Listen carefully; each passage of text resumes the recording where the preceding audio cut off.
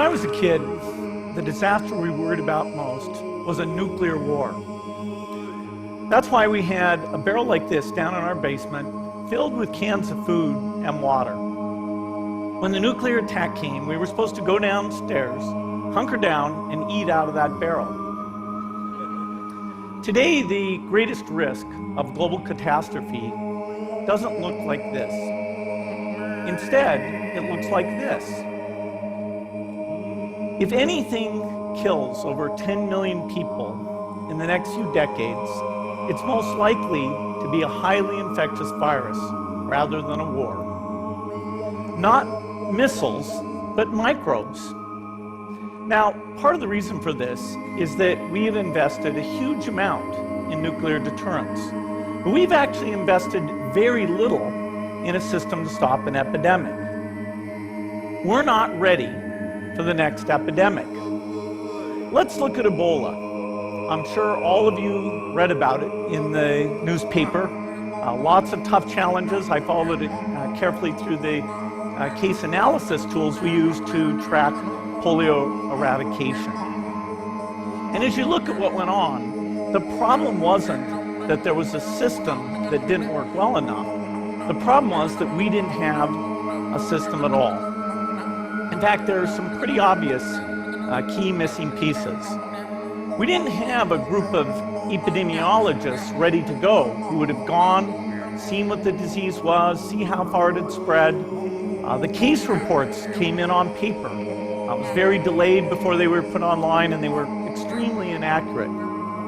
We didn't have a medical team ready to go. We didn't have a way of preparing people.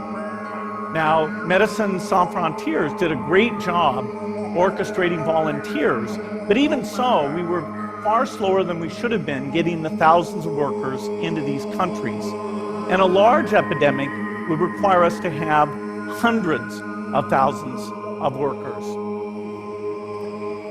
There was no one there to look at treatment approaches, no one to look at the diagnostics, no one to figure out what tools should be used. As an example, we could have taken the blood of survivors, processed it, and put that plasma back in people to protect them. But that was never tried.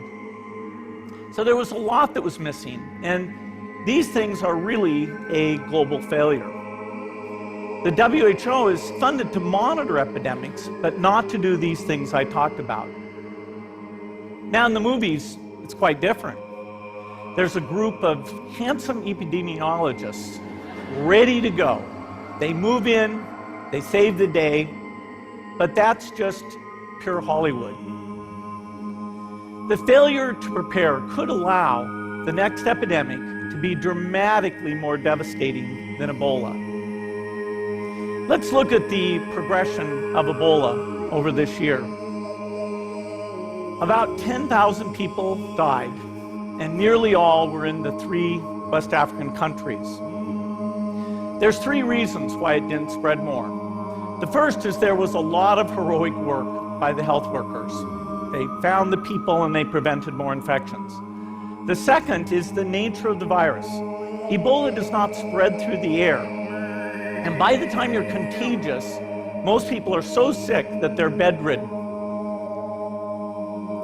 Third, it didn't get into many urban areas, and that was just luck. If it had gotten into a lot more urban areas, the case numbers would have been much larger. So next time we might not be so lucky. You can have a virus where people feel well enough while they're infectious that they get on a plane or they go to a market. The source of the virus could be a natural epidemic like Ebola, or it could be bioterrorism. And so there are things that would literally make things 1,000 times worse. In fact, let's look at a model of a virus spread through the air like the Spanish flu back in 1918. So here's what would happen. It would spread throughout the world very, very quickly. And you can see there's over 30 million people die from that epidemic. So this is a serious problem. We should be concerned. But in fact, we can build a really good response system. We have the benefits of all the science and technology that we talk about here. We've got cell phones to get information from the public and get information out to them. We have satellite maps where we can see where people are and where they're moving. We have advances in biology that should dramatically change the turnaround time to look at a pathogen and be able to make drugs and vaccines that fit for that pathogen. So we can have tools, but those tools need to be put into an overall global health system, and we need preparedness. The best lessons, I think, on how to get prepared are, again, what we do for war. For soldiers, we have full-time, waiting to go. We have reserves that can scale us up to large numbers. NATO has a mobile unit that can deploy very rapidly. NATO does a lot of war games to check, are people well-trained? Do they understand about fuel and logistics and the same radio frequencies? So they are absolutely ready to go. So those are the kinds of things we need to deal with an epidemic. What are the key pieces? First is we need strong health systems in poor countries. That's where mothers can give birth safely, kids can get all their vaccines, but also where we'll see the outbreak very early on. We need a medical reserve corps, lots of people who've got the training and background who are ready to go with the expertise. And then we need to pair those medical people with the military, taking advantage of the military's ability to move fast, do logistics, and secure areas. We need to do simulations, germ games, not war games, so that we see where the holes are.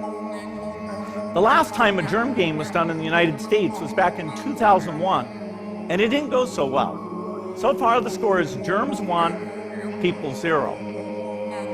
Finally, we need lots of advanced R&D in areas of vaccines and diagnostics. There are some big breakthroughs, like adeno-associated virus, that could work very, very quickly. Now, I don't have an exact budget for what this would cost, but I'm quite sure it's very modest compared to the potential harm. The World Bank estimates that if we have a worldwide flu epidemic, global wealth will go down by over $3 trillion, and we'd have millions and millions of deaths. These investments offer significant benefits beyond just being ready for the epidemic. The primary health care, the R&D, those things would reduce global health equity and make the world more just as well as more safe. So I think this should absolutely be a priority. There's no need to panic. We don't have to hoard cans of spaghetti or go down into the basement. But we need to get going because time is not on our side. In fact, if there's one positive thing that can come out of the Ebola epidemic, it's that it can serve as an early warning, a wake-up call to get ready. If we start now, we can be ready for the next epidemic. Thank you.